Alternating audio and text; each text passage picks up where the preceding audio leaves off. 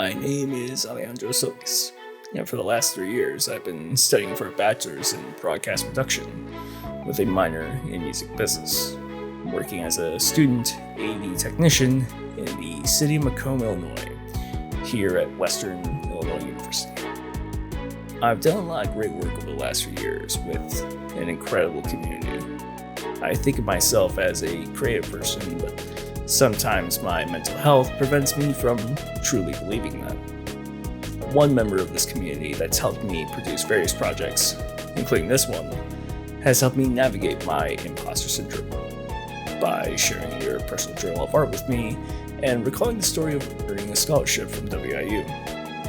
This is a pastel drawing made by the subject of this program. I commissioned it to be the accompanying album artwork for the original soundtrack to this production. The soundtrack is now available on most popular music platforms of your preferred choice. The artwork also functions as our title card. If you'd like to introduce yourself. Hello, I'm Mari. I am a psych major and art minor. I don't really know, but I'd like to think I'm a creative person.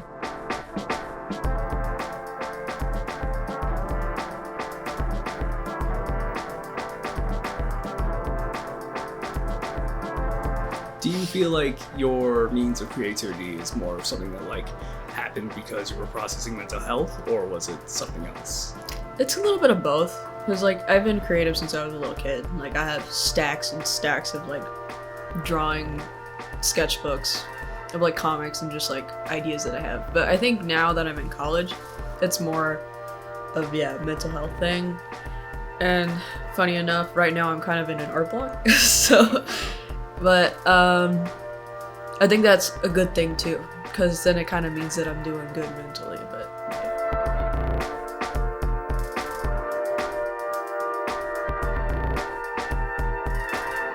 do you ever feel like your attempts at creativity were just kind of cries for help in that sense, or? not really. I know I would basically be the only person seeing it. It's just kind of expression. And I also think I wanted to be good at something. So since I already kind of had an idea of what art was like for me, I kind of wanted to learn more about it.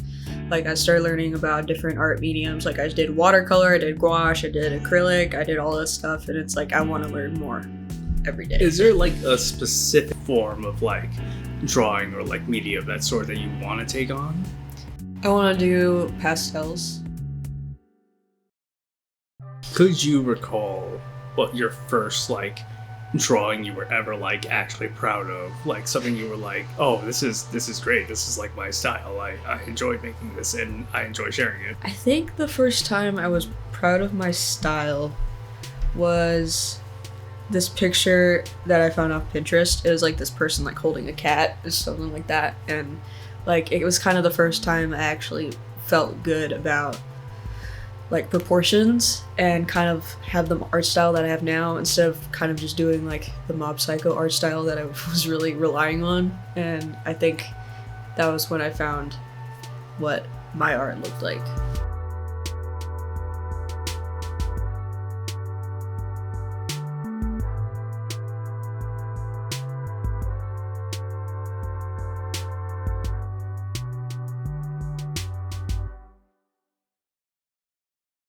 So, Mob Psycho shows up a lot in the journal entries, I've noticed. You're obviously a big fan of it. What is it about the show that appeals to you so much? I think I just like the story arcs of a lot of the characters, because it's kind of even though this show is really wacky and impossibly unrealistic, it kind of just reminds me of where I was a few years ago, where the main character Mob, he's a middle schooler who doesn't know how to socialize, he doesn't know how to express himself and all this stuff, but through his own self-reflection and the help of other people, having a community, he's able to become a better person, not just for them but for himself too.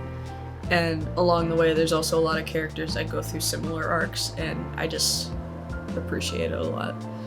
Is it the like theme of like growing as a person that's like really drawing you to that? Yeah. No, I understand that. I was subjected, maybe not subjected is not the word. I was introduced to the show by you, and I found it to be an incredibly fantastic story. One of a great piece of media that I've consumed by far, and I thank you for that recommendation.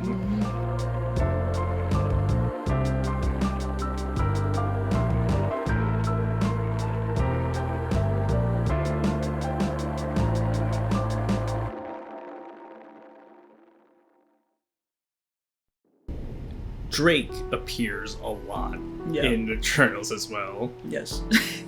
I mean, it's because I see him all the time. Like, literally, besides now, we're basically just attached at the hip. And we have been like that for, like, as long as we've known each other.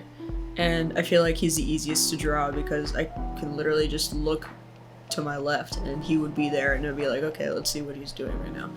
And I feel like he's also been a good way of me learning, like, proportions and stuff, because he's definitely doesn't have, like, the most average-looking face. Like, he has a big nose, and that's one of my favorite parts about him, and I feel like it affects how I draw people. But, yeah. You overscale there. I do. Draw someone else that isn't Drake. Yes.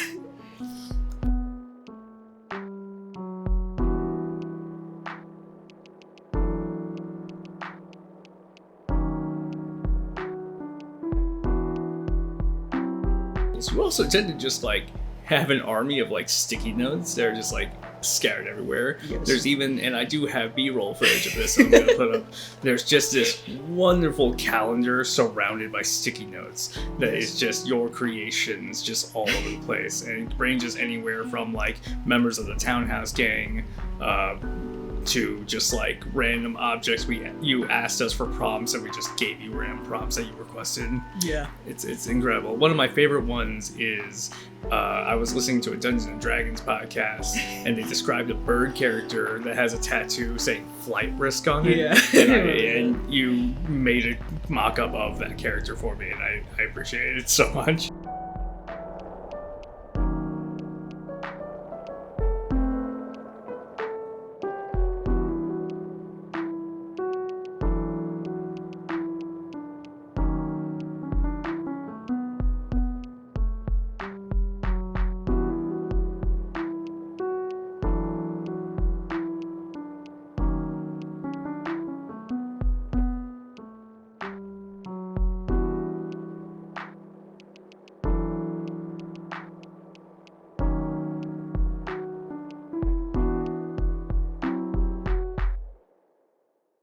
When it comes to tying together the themes of mental health and creativity, what are your general thoughts on that? Yeah.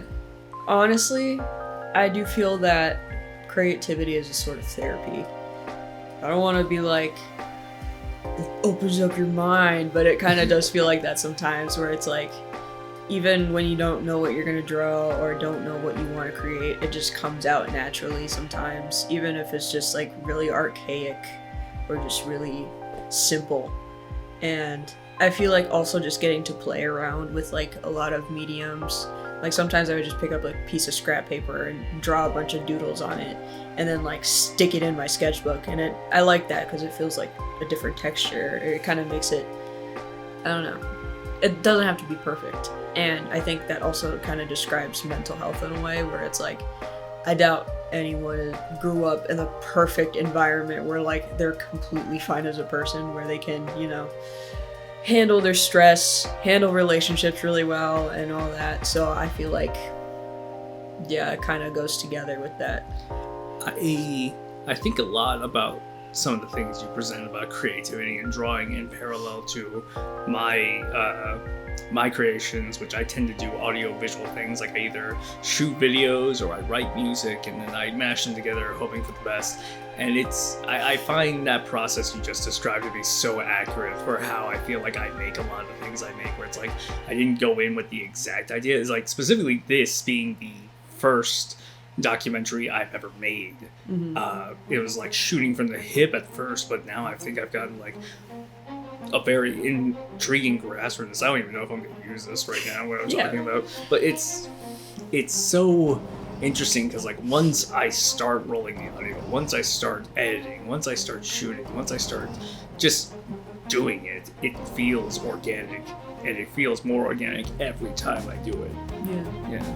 Kind of reminds me of the idea of like, once you try to learn something, it's not going to be perfect for a long time, and you have to be comfortable with making like not so great things in order to have it become like I don't know how to describe it, but like a second sense, I guess. Yeah. Yeah. One of my favorite quotes is from Adventure Time, where it's just Jake the dog saying, like, sometimes you gotta suck at something before you get good at something. Exactly. It's like, how are you gonna learn anything if you're not, like, willing to get out of your comfort zone? Yeah, no, and it's definitely, I feel like, especially film and video, because I used to do film and video a lot in, like, high school and, like, some of my early days of college, and then there was, like, a big period where I stopped, and, like, there was kind of like a hollowness I felt in myself for not making things like I wanted to or used to. And like, it was when I started doing it again, encouraging and like practicing and trying things out, that like, it felt like a part of me was like slowly restored or remembered through that process. Like when I was in high school, I would challenge myself to draw like a little doodle every single day. And I had like this grid paper that had like a bunch of little squares, and I would try to fill it in. And the drawing would be related to something that I did that day, and it'd just be like, I had 2 or 3 of those, like front and back, and I stopped doing it once I got to college, because I feel like it's a transition period from being a kid and just, you know, having that schedule of being like, I have this, I have school, I have extracurriculars, my parents, like, would probably get me dinner or something like that, and it's like, now in college, you kind of have to figure that out yourself, because you kind of have to build your own schedule, and it's a lot, and you kind of have to force yourself to learn how to make time for the things you enjoy. There is something to be said about like how the responsibility of adulthood sometimes feels like a large weight on you, and when the responsibility has that much weight on you, it feels like a burden to yourself to try to be creative sometimes. And it's hard to like lift up past that enough to where you realize you can do both. It's just a matter of discipline for yourself and, you know, respect for yourself, and a lot of like mental ideals that you talk about through showing us a journal and talk about now. Yeah, it's very real.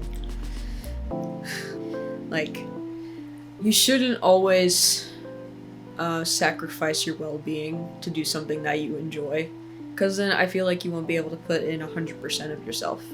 Or sometimes you just need to do a little bit in order to, I guess, keep that muscle.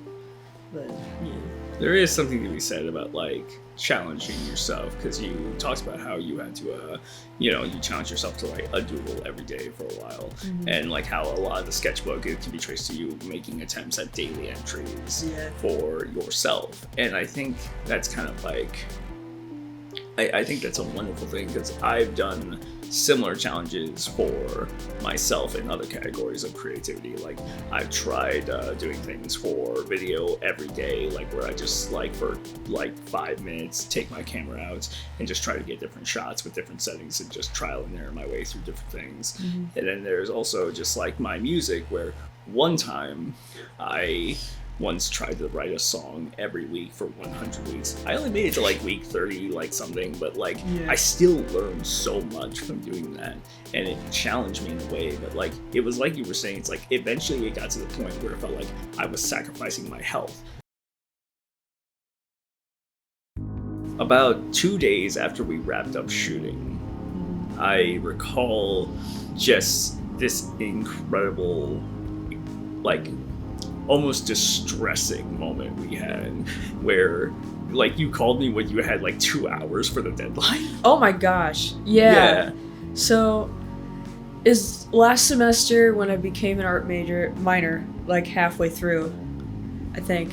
And like I work at the art department, and so some of the professors were like, you can put in your art for a scholarship or like a tuition waiver. And so I was like, great, when does that due? And then they were like, tomorrow, or like the day of, they told me. And I'm like, great, so I'm gonna get out work early and do that. And So I called you to help with like pictures and stuff like that. And Yeah, I still have the pictures on the drive too. yeah. I remember I was just getting out of work for like UTV or something like that, and I answered the call and I was like, "Oh, hey, what's up? Anything wrong?" And they're like, "Yes." I was like, please help me. Yeah, they, from what I recall, had until 5 o'clock the same day Yeah. that we received the call that we had to quickly get together. Like, what was it? 5 drawings. I think it was like 5 pieces of 5 pieces of Art, art, yeah, yeah, or that you something like decided that. to submit. And I'll throw them up on screen now just to give you an idea. And they were lovely pieces. One of them was like this really cool collage, like mixed media thing you made. Another one was like one of the entries from the journal actually that I think won it. And there was 3 other ones I'll show on screen that I'll remember later. Yeah. But it was a very to the wire, like we used what we had from the setup previously to downplay the journal and created these 5 submissions with the same cameras and everything that we used for the documentary. And it was such a fast pace. Like, I think we submitted it with like 20 minutes to spare or something like that. It was a lot because you had to like head back to your place to get the drawings. Yes. And I had to like quickly set up the entire lighting kit and like what I wanted. It was a lot. I was so nervous because like at that point I had to kind of critically think about what art is like, you know, sound enough and probably finished enough to do that wasn't in my classes, because like 2 of them I did in class. Like one of them was the bowl and then the other one was the collage of my dog, and then like the other ones I kind of had to be like, okay, well, what would be good enough? And it was just kind of scary and nerve-wracking as besides the whole deadline thing. But yeah, I'm glad I did it, because it kind of shows it proves to myself that I am at least good enough in the eyes of the people I admire, like my professors, that they think I'm worthy of a scholarship.